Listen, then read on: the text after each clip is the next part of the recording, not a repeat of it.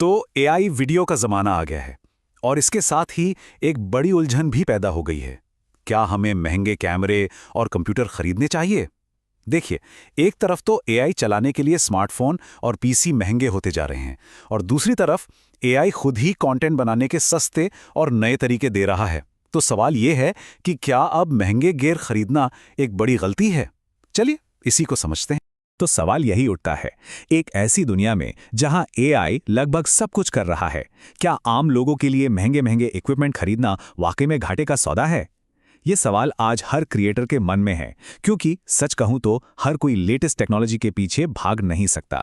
तो चलिए पहले इस कुछ मत खरीदो वाली सोच को समझते हैं। असलियत तो ये है कि टेक्नोलॉजी की कीमतें बहुत तेजी से बढ़ रही हैं। चाहे वो एआई चलाने वाले ग्राफिक्स कार्ड हों या नए स्मार्टफोन, हर साल अपग्रेड करना अब लगभग नामुमकिन है। और इसी मजबूरी से एक स्मार्ट स्ट्रैटेजी ने जन्म लिया है। इस सोच का एक नाम है रियल बुरी चांस स्ट्रैटेजी। आसान भाषा में कहे तो ये एक ऐसा तरीका है जिसमें महंगे कैमरों और कंप्यूटरों को पूरी तरह से नजरअंदाज कर दिया जाता है। इसका एक ही मकसद है, जीरो खर्च पर कंटेंट बनाना। और ये सब मुमकिन हो पाता है मुफ्त एआई टूल्स और ऑनलाइन प्लेटफॉर्म्स की मदद से। इस स्ट्रैटेजी के 3 सीधे साधे नियम हैं। पहला, कोई भी महंगा सामान नहीं खरीदना है। दूसरा, जो भी मुफ्त प्लेटफॉर्म और एआई टूल्स मिल रहे हैं उनका जी भरकर इस्तेमाल करना है। और तीसरा, प्रोडक्शन, एडिटिंग, डिस्ट्रीब्यूशन, ये सारा बोझ खुद नहीं उठाना बल्कि प्लेटफॉर्म पर ही डाल देना है। और यहीं पर एक बहुत मजेदार बात सामने आती है। नोटबुक एलएम जैसे एआई टूल्स एक खास तरह के वीडियो फॉर्मेट के लिए एकदम परफेक्ट हैं, और वो है एक्सप्लेनर फॉर्मेट। मतलब पहले सीधे नतीजे की बात करो और फिर उसका पूरा एनालिसिस, बिल्कुल वैसे ही जैसे हम अभी कर रहे हैं। और इसका मतलब बिल्कुल साफ है।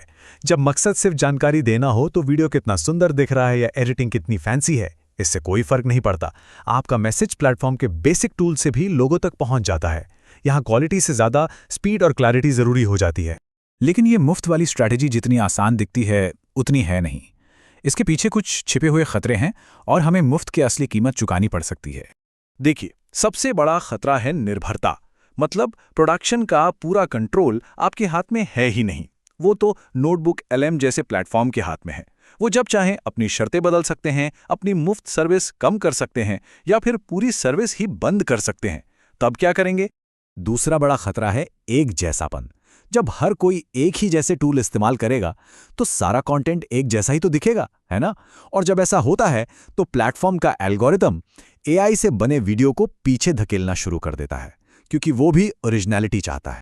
और शायद सबसे बड़ा खतरा है हमारे अपने स्किल्स का खत्म हो जाना। जब सब कुछ एआई पर ही छोड़ देंगे तो एडिटिंग और अपनी बात को एक खास अंदाज में कहने की कला वो कभी विकसित ही नहीं हो पाएगी। कंटेंट तो बन जाएगा, लेकिन उसे बनाने का जो एहसास होता है वो खत्म हो जाएगा। तो क्या इसका मतलब यह है कि महंगे गियर एकदम बेकार हैं? नहीं, बिल्कुल नहीं। अब समझते हैं कि प्रोफेशनल गियर की असली वैल्यू क्या है। ये रोजाना जीतने के लिए नहीं, बल्कि जब नियम बदल जाएं तब बचे रहने के लिए जरूरी हैं। यहीं पर लोकल और प्लेटफॉर्म प्रोडक्शन का फर्क साफ हो जाता है। जब कोई अपने कंप्यूटर पर काम करता है तो उसे पूरी आज़ादी और क्रिएटिव कंट्रोल मिलता है। अपने स्किल्स को निखारने का एक मौका मिलता है। यहीं से कुछ औसत से हटकर बनाने की नींव रखी जाती है। और असल में यही वो छोटी छोटी चीजें हैं जिन्हें एआई कभी नहीं पकड़ सकता। आवाज़ में एक छोटा सा ठहराव, तस्वीर में एक हल्की सी कमी, एडिटिंग का एक अजीब सा स्टाइल, यही वो इंसानी कमियां और पसंद है जहां से असल क्रिएटिविटी और एक आर्टिस्ट की पहचान बनती है। तो इस पूरी दुविधा का हल क्या है? जवाब किसी एक को चुनने में नहीं है, बल्कि दोनों को समझदारी से मिलाने में है। एक स्मार्ट हाइब्रिड अप्रोच अपनाना जिसमें दोनों दुनियाओं की सबसे अच्छी बातों को लिया जाए। तो प्रैक्टिकल रणनीति क्या है? बहुत सिंपल। जानकारी वाले वीडियो बनाने के लिए एआई टूल्स का इस्तेमाल करें, क्योंकि वो इसमें तेज हैं। लेकिन जहां कला, भावनाओं या खूबसूरती दिखानी हो, वहां अपने प्रोफेशनल गियर और लोकल एडिटिंग पर भरोसा करें। और सबसे ज़रूरी बात, अपने स्किल्स को छुप-छाप पर्दे के पीछे बेहतर बनाते रहें। ये लाइन इस पूरी बहस का निचोड़ है। प्रोफेशनल टूल्स और स्किल्स रोज इस्तेमाल होने वाले हथियार नहीं हैं। वो एक इंश्योरेंस पॉलिसी की तरह हैं, एक इमरजेंसी दरवाज़ा जो तब काम आएगा जब अचानक प्लेटफॉर्म के नियम बदल जाएंगे और आपके पास कोई और रास्ता नहीं होगा। तो भविष्य में क्या होने वाला है? ये समझना ज़रूरी है कि अभी के जो AI टूल्स हैं वो असल में प्रेजेंटेशन जनरेटर हैं। वो जानकारी को अच्छे से पेश कर सकते हैं पर सच्ची कला नहीं बना सकते। कला, भावना, सुंदरता ये सब अभी भी उनकी पहुंच से बहुत दूर हैं।